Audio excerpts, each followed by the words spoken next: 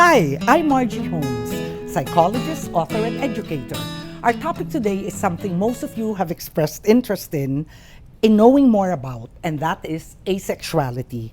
Some of you expressed doubts that people can actually be asexual. For example, Anonymous, I didn't even consider it as being applicable to humans, to worms maybe, but not to us. I think asexuality is still to some extent a form of repression that denies a person of their being human. To be human needs to recognize all our drives, the need for sex included.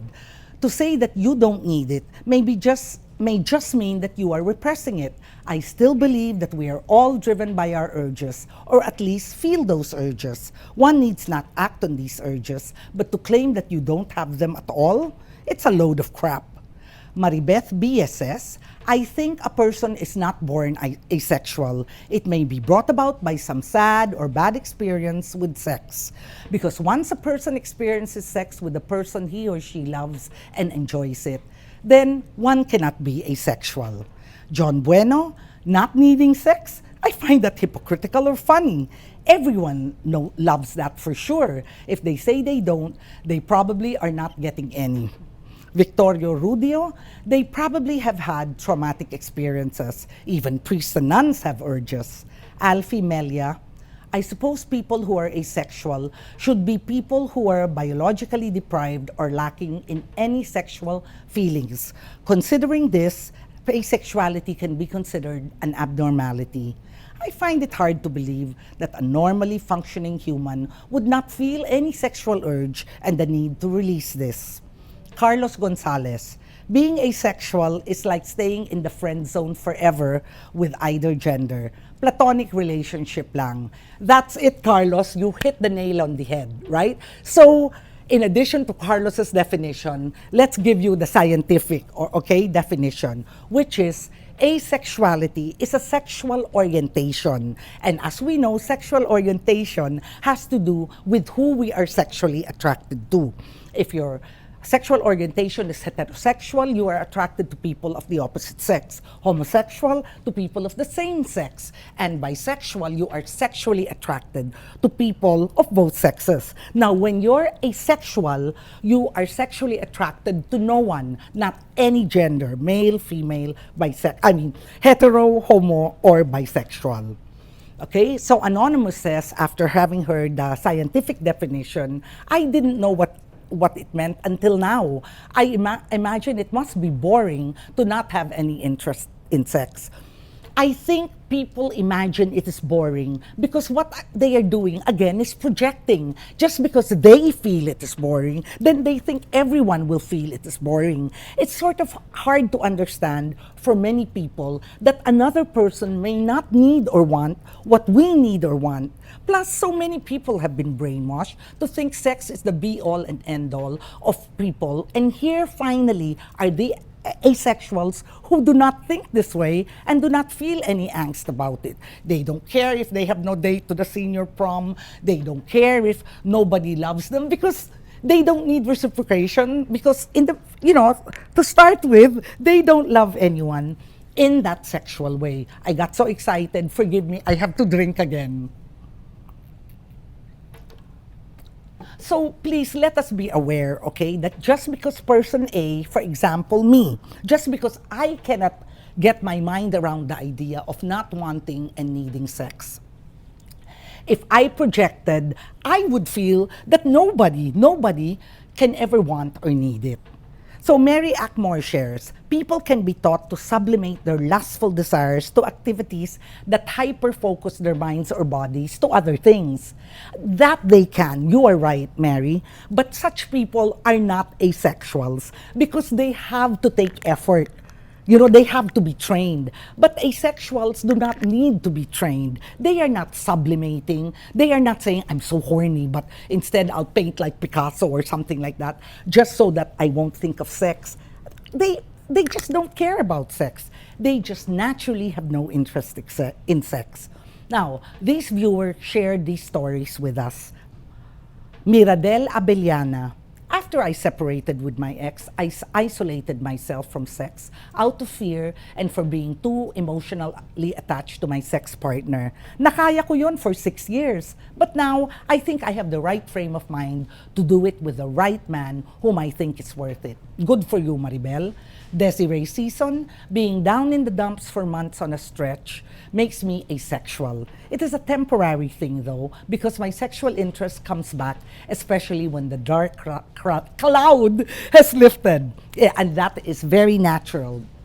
Mike at underscore Doria says, I have been celibate for over a year now, and I'm not the least bit bothered. I am reserving sex for the deserving one. If not, then forget it. So, Miradel, Desiree, and Mike, thank you for sharing your experiences and showing how understandable it can be to not want to have sex for a while or for a very long time. For example, Desiree, thank you for sharing what happens to you when you are clinically depressed, because sometimes it can last a long time. Not that I think it lasts a long time with you, okay? So there are people who are not interested in sex either naturally, like when you're clinically depressed, or because you want to reserve it for someone you really love, or because you were so hurt that you say, teka muna, let me get over what I'm feeling, let me lick my wounds until I'm brave enough to face the world, have sex, and not be devastated in case there is a rejection. Okay, so I appreciate your showing us and the viewers of Ask Margie this, okay? That the difference between yourself and asexuals for whom have no interest in sex is not temporary. Mike and Desiree and Mirabel, their lack of interest in sex is temporary. But asexuals have a permanent interest in a permanent non-interest in sex, at least in as far as therapy will change them, or witchcraft will change them, or love potions will change them. It will not. If you're madly in love with an asexual and think you can put a love potion in his coffee, it doesn't work.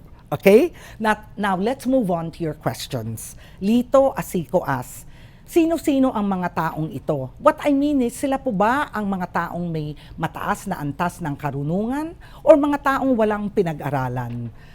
Pwede silang maging mataas ang antas, walang pinag-aralan, or anything in between, Lito.